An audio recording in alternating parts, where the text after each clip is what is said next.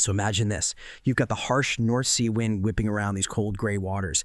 And there, standing on his long ship, is Ragnar Lothbrok, a legend. But you can almost feel this heaviness around him. He's seeking one last thing: revenge. Ultimate revenge. Welcome to the deep dive. Today, we're really digging into that final dramatic chapter of Ragnar Lothbrok's life, specifically his last oath. The sagas we're looking at, they detail this incredible story of defiance, vengeance, and a legacy that, well, it lives on long after death. Our mission really is to unpack the events leading up to Ragnar's end and figuring how those last moments sparked this fire that just swept across England.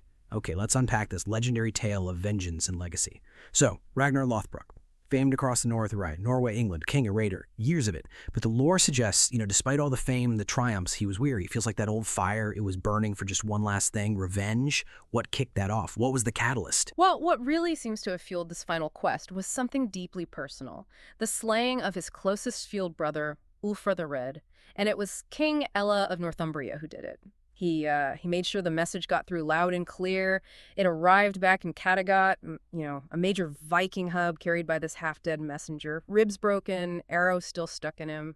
Pretty gruesome. And Ella's message was blunt. No more Vikings step foot on his shores, period. This wasn't just like a declaration of war. It felt like a deep, personal insult to Ragnar. Right, personal. You emphasize that. But, given Ragnar's whole career, wasn't raiding and expansion kind of constant? Was this really just about Ulfar, singular vendetta? Or was Ella's act maybe a convenient excuse, a powerful rallying cry for a campaign that might have happened anyway? And how did Ragnar actually react? He's known for being strategic, not just flying off the handle. That's a fair point. Viking campaigns were definitely a feature of the era, but the sagas, they consistently frame this one as deeply personal, almost like a blood feud. Ragnar's reaction, immediate, absolute. He swore right then before the gods that he'd answer Ella. But the feeling you get is, this time it wasn't about grabbing more land or treasure, it was a crusade, driven purely by that bond with his fallen brother. Okay, so he takes this oath. It's personal. How does he prepare? Does he muster, the biggest fleet he can find? Sure. Or was it different? But that's what's interesting. No massive fleet this time. The sagas say he picked a small, really elite force. Just 50 warriors. 50 of the absolute fiercest guys he knew. His famous longship, the Drakar's Fang, apparently made landfall under the cover of mist, like a ghost ship slipping onto the English coast. And then they moved inland, creeping through marshes, forests. Silent, deadly, purposeful. Wow, just 50. Slipping in like ghosts. You really have to wonder what they were thinking. It sounds almost like a suicide mission, doesn't it? Yeah. What happened when they finally hit Ella's outpost? Yeah, the audacity is something else. And yeah, what happened? At dawn, they just hit it. Ferocious attack. The accounts describe Ragnar himself fighting like a man possessed. His wolfskin cloak slick with battle spray, eyes burning like Thor's storm. It wasn't just strategy. It was pure, raw vengeance made real. Just unleashed. Okay, so the battle's over. Ella's men are down. Ragnar's standing there. Does he just turn around and go home? Or was there more to it? This is where it gets really chilling. Ragnar, standing there, over the bodies.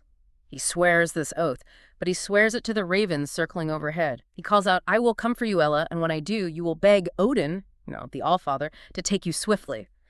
It's terrifyingly specific. It wasn't just a battlefield threat. It feels like he's uttering a prophecy, something meant to echo. That oath. It's more than just words, isn't it? It feels like psychological warfare. But, fate in these stories is always twisting things around. Weeks later, things took a brutal turn for Ragnar himself, right? Exactly. Fate. Or maybe the Norns, those weavers of destiny in their mythology, they had something else planned. Weeks later, Ragnar's laying siege to Ella's main stronghold, and the Northumbrian king springs this trap. A devastating one. Ragnar's captured, bound in heavy iron chains, and then thrown into a pit that just stank of damp earth and venom. Oh man, the snake pit. You can just imagine the horror. Darkness, then that low hiss, the slithering sound. This was it, his end. And above him, Ella's warriors gathered to watch. Ella himself, right there at the edge, smiling like a wolf, supposedly, just savoring it. How could anyone show defiance in that situation? It's almost unbelievable, but he did. In those final moments, Ragnar showed this incredible defiance. Even with the snake striking, the venom working, he started to sing. His voice, apparently strong, unwavering, carrying out into the cold air. It wasn't a cry of fear at all. He sings, in a pit full of snakes. Why die? What kind of song was it? A lament, a farewell. It was this incredibly powerful prophetic song, often called the Krakumal, the death song of Ragnar Lothbrok. And he sang that line, The piglets will grunt when they hear how the old boar suffers.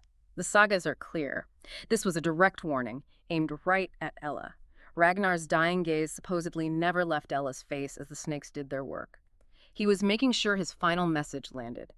His sons, Bjorn Ironside, Ivar the Boneless, Sigurd Snake in the Eye, Ube they would come, and when they did, he promised, the rivers of England would run red. Wow, it's that defiance, that prophecy in the face of certain death that just elevates this whole story, doesn't it?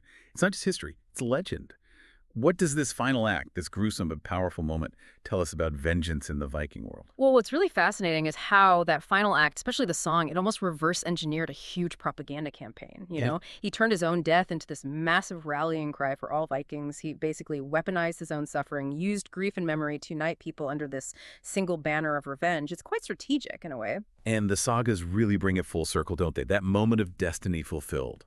Years later, the great heathen army arrives. This huge coalition of Vikings sweeps through Northumbria, and the story goes that every warrior remembered Ragnar's face, his song. And on the day Ella finally met his end, they say the ravens of Odin circled overhead again, the same ones that watched Ragnar fall. It's such a powerful, symbolic ending. So we've taken this deep dive into Ragnar Lothbrok, a final defiant oath, how it drove his sons to carve out this vengeful legacy that literally shaped history. It really shows how these deeply personal drives, rooted in ideas of honor and retribution, can just ripple outwards for generations. Absolutely. And what's striking is the sheer power of that promise, even staring death in the face. Ragnar's last stand, his song, it became the spark for a whole movement. It was a turning point, really, forever linking his name with ultimate revenge. It wasn't just a dying wish, it was like a calculated move from beyond the grave. Yeah. Ragnar's story, it isn't just about revenge, it's also about conviction, the impact you can have, even when things seem absolutely hopeless. So maybe the question to leave you with is, what does that final song really tell us about defiance when the end is unavoidable? How can one single act, one defiant voice against the darkness, echo through time and actually change the course of history? Something to think about.